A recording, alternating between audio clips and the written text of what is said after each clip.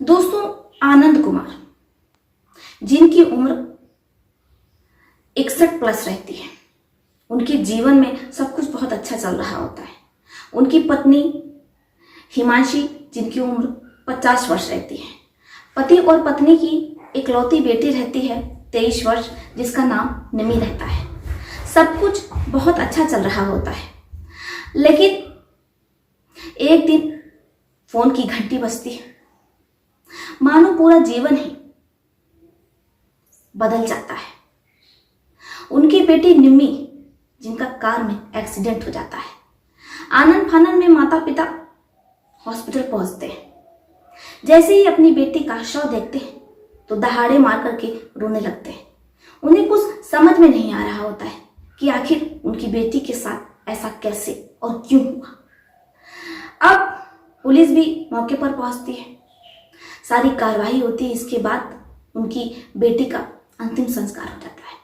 अब उम्र के इस पड़ाव में पति और पत्नी बहुत अकेले पड़ जाते हैं, इसलिए वो अनाथ आश्रम से एक लड़की को लेकर के आते हैं जिसका नाम गुड्डी रहता है।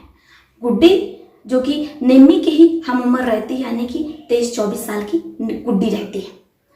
अब गुड्डी जिसे एक परिवार मिल जाता है, माता पिता मिल जाते हैं।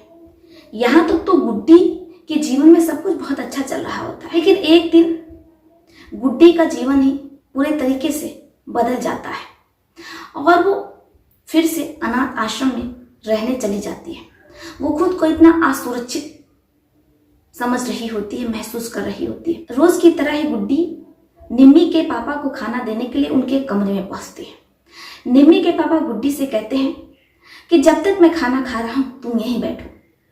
अब निम्मी के पिता के कहने पर गुड्डी वहां बैठ जाती है। इसके बाद गुड्डी के साथ जो होता है उसे अपनी आंखों पर विश्वास ही नहीं हो रहा होता है।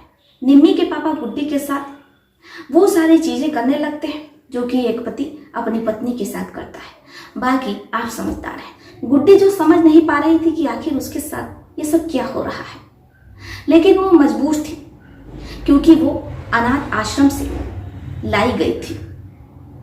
अब ऐसे में वो खामोश रहती है, लेकिन अब ये गुड्डी के साथ रोज का हो गया था।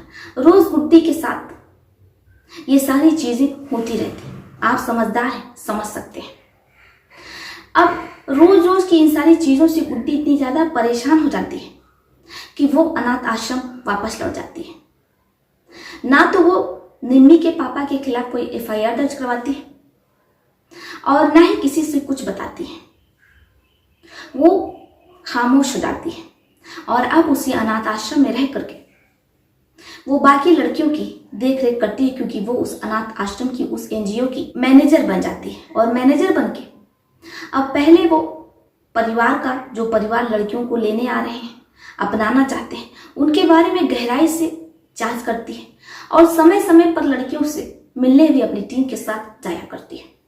क्या गुड्डी ने जो कुछ किया वो सही था, या गुड्डी को FIR दर्ज करवानी चाहिए थी, या गुड्डी को खामोश हो जाना चाहिए था? आपकी इस पर क्या राय है? आप अपनी अपनी राय में कमेंट बॉक्स में लिख सकते हैं। तो चलिए फिर चलते मिलते हैं आपसे किसी और कहानी में। तब तक के लिए आप अपने परिवार का ध्यान रखें। आदाब, सत श्री अकाल, नमस्कार।